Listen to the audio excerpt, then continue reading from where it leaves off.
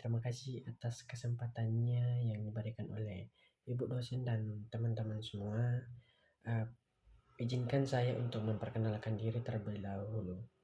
Perkenalkan, nama saya Putra Christian Umbalu, NIM 71 2025 014. Nah, pada pembahasan saya pada kali ini, saya mengambil dari bab 5, yaitu tentang paragraf. Nah, dalam pembahasan saya pada kali ini ada beberapa hal yang akan kita bahas bersama-sama. Nah, yang pertama itu ada pengertian paragraf. Nah, apa sih paragraf itu?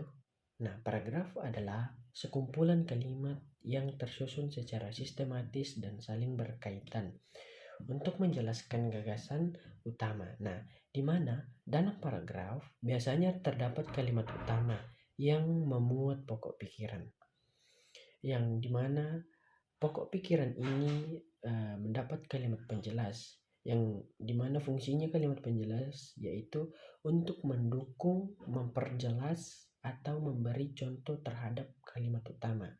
Nah, sesuai dengan pengertian paragraf ini, paragraf berfungsi untuk mengembangkan ide agar mudah dipahami dan dibaca secara runtut. Nah, selanjutnya kita akan melihat ciri-ciri paragraf. Nah, yang pertama ada ciri-ciri yang pertama yaitu kalimat pertama bertakuk ke dalam atau untuk karangan berbentuk lurus tidak bertakuk. Atau artinya kalimat pertama itu memiliki posisi agak ke dalam daripada kalimat selanjutnya. Nah, yang kedua ada paragraf itu menggunakan pikiran utama yang dinyatakan dalam kalimat topik. Yang ketiga ada setiap paragraf menggunakan sebuah kalimat topik dan selebihnya merupakan kalimat pengembang. Dan yang terakhir yaitu paragraf menggunakan pikiran penjelas yang dinyatakan dalam kalimat penjelas. Nah, itulah 4 ciri dari paragraf. Nah, selanjutnya kita akan masuk ke dalam jenis-jenis paragraf. Nah, di sini ada beberapa jenis-jenis yang paragraf. Nah, yang pertama itu jenis paragraf berdasarkan tujuannya. Nah, ini terbagi dalam 3 bagian. Yang pertama itu ada paragraf pembuka. Nah, paragraf pembuka ini adalah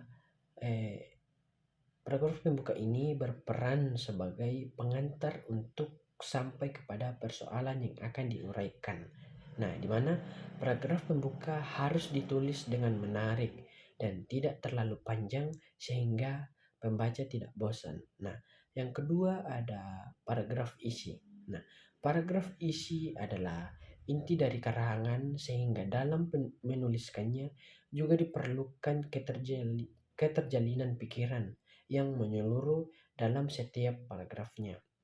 Dan yang bagian ketiga yaitu paragraf penutup. Nah, paragraf penutup ini adalah merupakan paragraf yang mengakhiri suatu karangan, di mana yang berisi kesimpulan dan penegasan kembali hal-hal yang telah dibahas dalam paragraf isi. Nah, itu adalah jenis paragraf yang berdasarkan tujuannya. Nah, selanjutnya kita akan masuk ke dalam jenis paragraf berdasarkan pada letak pikiran utamanya. Nah, ini terbagi dalam 4 bagian. Nah, yang pertama ada paragraf deduktif. Nah, paragraf deduktif ini adalah pikiran utama di awal paragraf, yang dimana sering disebut sebagai paragraf dari umum ke khusus. Nah, yang kedua ada paragraf induktif. Nah, ini adalah paragraf yang isinya adalah pikiran utama di akhir paragraf, yang dimana biasa disebut sebagai paragraf dari khusus ke umum. Nah, selanjutnya bagian yang ketiga adalah paragraf deduktif atau induktif. Nah, ini adalah paragraf utama yang terdapat di awal dan akhir paragraf, yang dimana ini berisi penjelasan yang dimana penjelasannya ini berada di tengah atau di antaranya.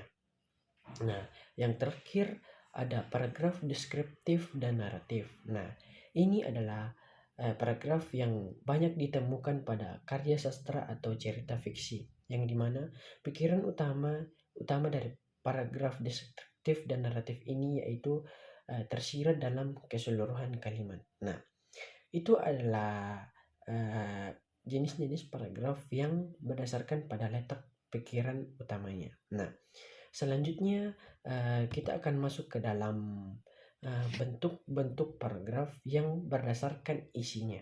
Nah, ini juga terbagi dalam 5 bagian. Nah, mari kita bahas satu persatu. Nah, yang pertama ada paragraf deskripsi. Nah, ini adalah paragraf yang menuliskan sesuatu sesuai keadaan sebenarnya. Nah, yang kedua ada paragraf eksposisi. Nah, paragraf eksposisi adalah paragraf yang bertujuan untuk menjelaskan, menguraikan, atau menerangkan informasi. Dan yang ketiga ada paragraf argumentasi. Nah, ini adalah paragraf yang berisi alasan dan pendapat untuk membangun kesimpulan. Dan yang keempat ada paragraf persuasi. Nah, ini adalah paragraf yang bertujuan untuk membujuk atau menghimbau pembaca. Nah, selanjutnya yang terakhir adalah paragraf narasi. Nah, paragraf narasi adalah paragraf yang menyampaikan rangkaian kejadian secara kronologis. Nah, ini adalah penjelasan dari bentuk-bentuk paragraf yang berdasarkan isinya. Nah, selanjutnya kita akan masuk ke dalam syarat paragraf yang baik. Nah, syarat-syarat paragraf itu ada beberapa, ada 3. Yang pertama adalah kelengkapan. Nah, kenapa? Karena paragraf itu harus memiliki kalimat utama dan kalimat penjelas yang cukup sehingga dalam paragraf itu kita pembaca ataupun penulis dan terlebih khusus untuk pembaca bisa memahami apa sih isi dari paragraf tersebut. Nah, yang kedua ada syarat yang kedua yaitu kesatuan pikiran. Nah, mengapa? Nah, karena kita perlu karena seluruh kalimat yang berada dalam paragraf itu harus mendukung satu gagasan utama sehingga itu bisa menjadi jelas. Nah, selanjutnya yang ketiga, syarat yang ketiga dan yang terakhir yaitu kepaduan. Nah, kenapa disebut sebagai syarat yang ketiga yaitu kepaduan? Karena kalimat-kalimat yang tersusun logis, runtut dan memiliki hubungan yang bermakna. Nah, kepaduan dibangun melalui unsur kebahasaan, pemaparan logis, dan urutan ruang, waktu, dan sudut pandang tertentu. Nah, inilah beberapa penjelasan sesuai dengan yang ada dalam bab 5 yaitu tentang paragraf yang telah saya sampaikan. Kurang lebihnya mohon dimaafkan, sehingga saya menyimpulkan pembahasan saya pada saat ini yaitu paragraf merupakan satu bahasa tulis yang tersusun dari kalimat utama dan kalimat penjelas yang saling berhubungan secara logis, dan paragraf memiliki fungsi penting dalam membangun kejelasan ide dalam sebuah karangan sehingga harus memenuhi syarat yaitu syarat kelengkapan, kesatuan, dan kepaduan. Nah, berdasarkan fungsinya, letak pikiran utama dan isi paragraf memiliki berbagai jenis yang masing-masing digunakan sesuai dengan tujuan penulis. Sehingga dengan memahami pengertian, ciri-ciri, jenis, serta syarat paragraf yang baik, penulis dapat menghasilkan tulisan yang runtut, jelas, dan efektif. Nah, itulah pembahasan dari saya. Sekian dan terima kasih. Mohon maaf bila kurang jelas dan ada salah kata, mohon dimaafkan. Terima kasih. Selamat sore, selamat malam untuk kita semua. Shalom.